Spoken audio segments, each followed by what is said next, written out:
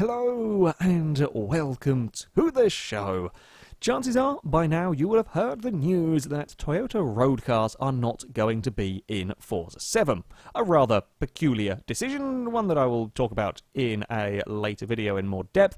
But, yeah, it is a strange news. News that surprises me more than upsets me. In all honesty, it's a sad day when any car manufacturer, any big car manufacturer, chooses not to have its vehicles in a game such as Forza 7. Is it a decision that really upsets me? Is it going to stop me having any excitement for the game? No. This is coming from somebody who likes Toyotas. I like the MR2, I like the Celica. I hope one day to own MR2s and Celica GT4s, etc., Mark III Supras and so on. I like the cars, do not get me wrong. They make some very, very good cars. But I've driven them many times before. In all honesty, I'm not that fussed about the lack of these particular vehicles. There is one car, and that is the car that we are going to focus on today, to say a farewell to Toyota from the Forza games, for now at least, that I was a little bit disappointed with all the cars coming back from sort of Forza 4 so far that have been revealed. I was hoping to see the Aygo. Yes, the city cars. You see, we have long held the opinion that some of the greatest form of motorsport is the city car racing, and I had hoped that we might be seeing these cars return in the likes of the Aygo.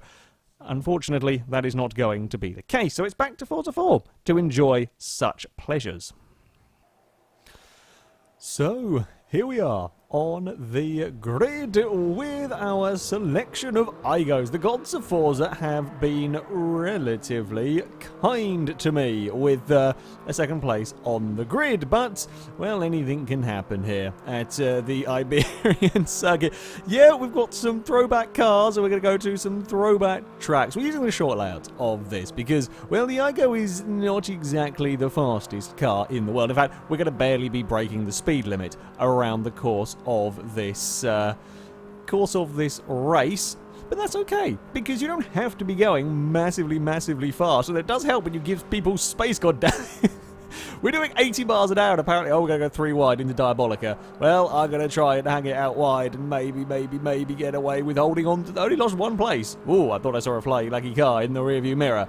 I think we got away with that. We might actually be able to get a better run down into these next couple of corners. Come on, little orange Aygo. You can do it. You can maybe hug the inside here. The problem is when you do that too wide, you can fit 2 cars wide through there, but you slow each other down so much that the entire pack is wanting to... we go 3 wide again. This is why Aygo racing is the best thing in the world, because you go 3 wide everywhere at 80 miles an hour. It is brilliant fun. I've got a mega run off of that corner. Go on, we'll give you a bump. I'm happy, I'll give you a push. Have I got the overlap? No, we're still side by side. So, in a whole lap, I haven't managed to get unside by side from somebody. I think we're about to become unside by side. Are we going to have a go up at the inside into Diabolica? Yep, because he's got his car wiggling across the curbs. Oh, that's a lot of lag going on there. That's a lot of lag indeed. Well, we've survived that. They're going side by side in the background as well. It's brilliant. I've said many times before, city car racing is some of the most fun we've had. We've had many fun forms of motorsport. The limo racing was a particular highlight. The Aztec racing was surprisingly good. The city car racing, though, is just a class above, well, anything, really, that you've done. It's just mad fun. Because, yeah, you are not going particularly fast. It is a shame that we had a little bit of boopy lag on the go. This is the good old Forza. Forgot all of the problems of the glorious NAT-type issues from the old 360 days. And, yeah, you know, we complain about Forza 6 having its fair share of server issues, and that is very true. They're not perfect, but Forza 4 had its fair share of issues as well. But, yeah, when you get a group, and, you know, we haven't got a particularly big... We were hoping to have more people, but the amount of people that have realised Xboxes don't work or controllers don't work. I think 2 of us have working headsets now from the old 360 days. But, yeah, when you get even a group of just 9 Aygos racing together, you can have a huge amount of fun. The leader's made a mistake somewhere. We need the top 2 to start fighting, and I need to get past 3rd. Quickly here. I think 2nd now may have run wide into turn 1. You can't afford to lose time. In cars like these, it's kind of very momentum-based.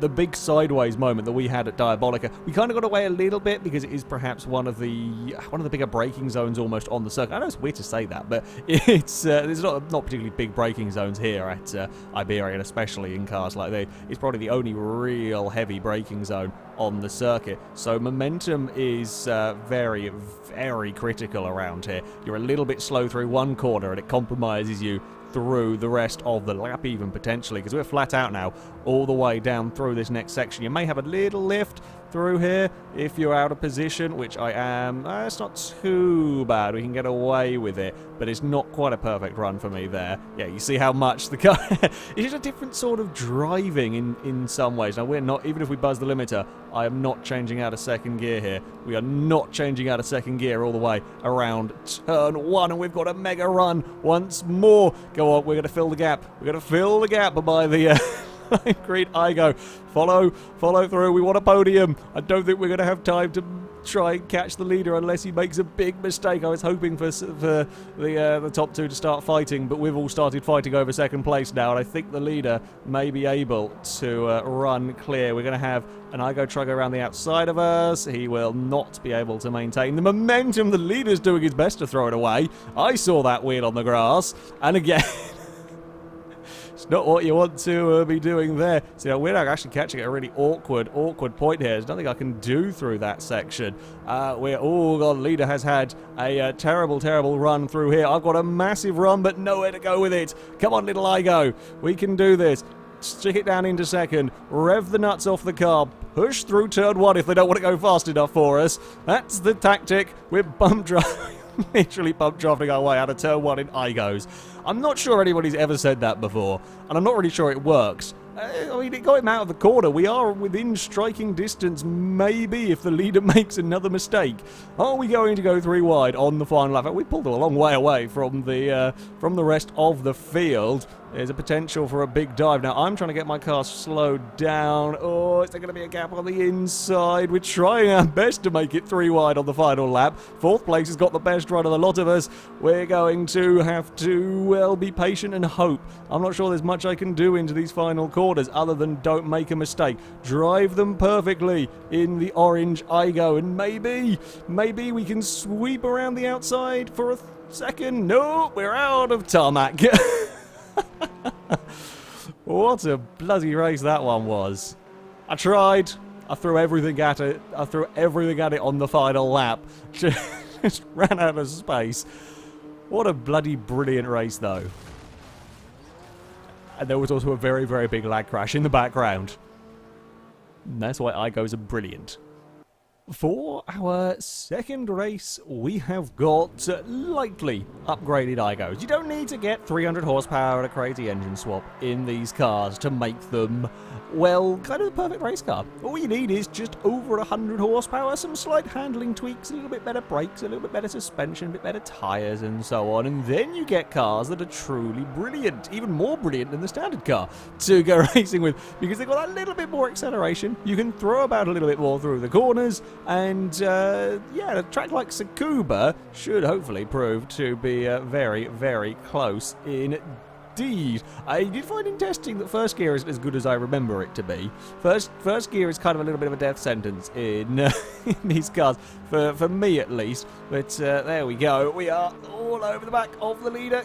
Can we pull out and have a go up in the inside of the hairpin? It's going to be a little bit of a tall order. Forgot how good the brakes were. Okay, I say first gear is a little bit of a death sentence. We've run very wide. I don't have much choice there. No, we're 3 wide again in Aygos. It's fine. We've all got away with that one.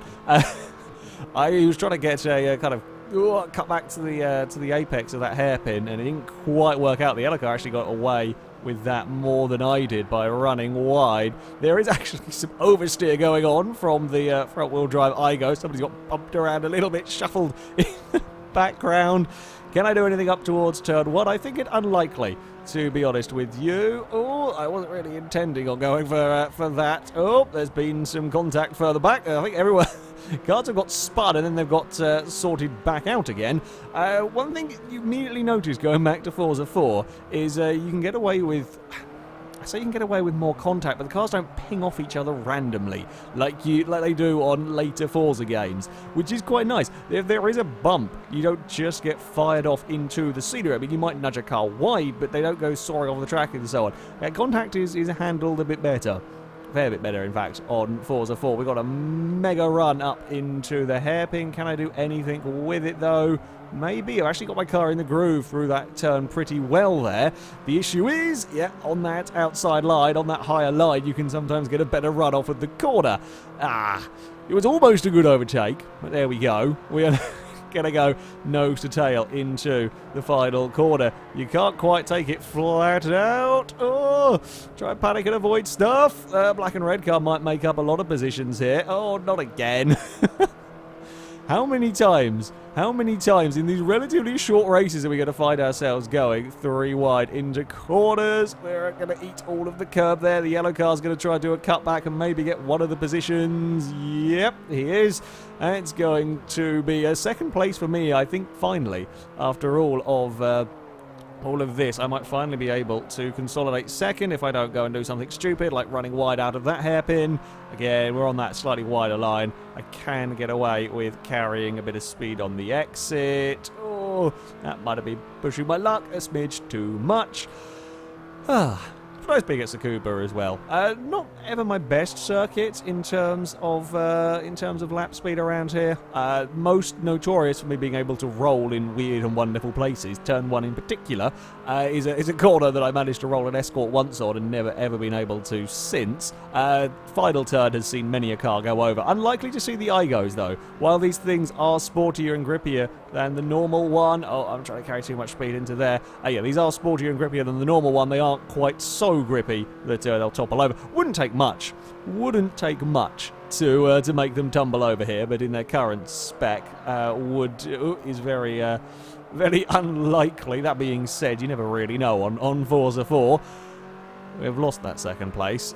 Too much speed into I thought we could get away with carrying almost flat out into the final turn in these. Apparently we can not. You see, I'm preferring, and I'm not sure it's really working in these cars, I'm preferring to go for almost an apex and almost tighter line, where a lot of these cars seem to be getting speed with wider lines and running a lot deeper into the corners. Maybe there is speed to be found from that driving line rather than my kind of traditional almost line, although we are better this time. I think it's the first time I got that hairpin correct, even with cars diving around behind me. And there we go. We're, I think, a little too far back to do anything about the leader. Look at the defending guy back there.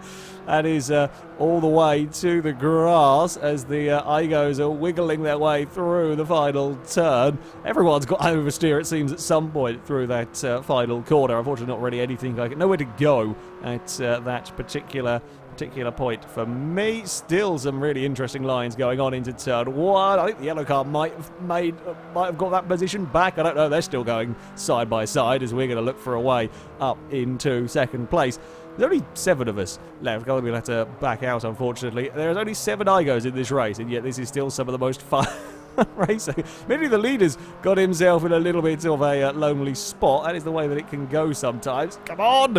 No, I can't quite squeeze my car. Oh, there we go. We've got the run, but we're going to be stuck trying to have to go the long way round at the hairpin. I might be able to do it, but it's going to be a big ask to get this one here to work. No. I'm going to get the drive off of the turn. The car on the inside is going to always lose that little bit of momentum on the exit. Oh, it's going to be enough, I think, to maybe force the issue here. Although, are we going to now just go too wide into this final corner? Now, I'm not going to go in here too hot like we've seen. Well, like I've made mistakes, like the black and red car made a mistake previous lap around. I'm going to run a little bit wide on the exit. Has he got an overlap on me? I can't come across because I think he is just... Well, these are very, very small cars. I don't want to come across and spin myself out on the nose of his car. I was a little bit too lenient that time around, though. Now he's run wide. There's some grass cutting going on in the background. Just watch the rearview mirror if you want to witness the grass cutting. We're going to go for a cutback at the hairpin. Oh, there's just about space for an Aygo there. Come on. That's what we wanted. That's what we needed. We've got the car cleanly past. Oh, Oh, he's made a little mistake underneath the bridge. Well, this has been a brilliant fun race for second. The leader has buggered off. The leader is having a very lonely time of it, while the rest of us enjoy our very, very close battles. I'm going to cover the inside and try and get that good run. I was expecting the black and red car to try and go the long way around and get the momentum, but has not been able to do that one there.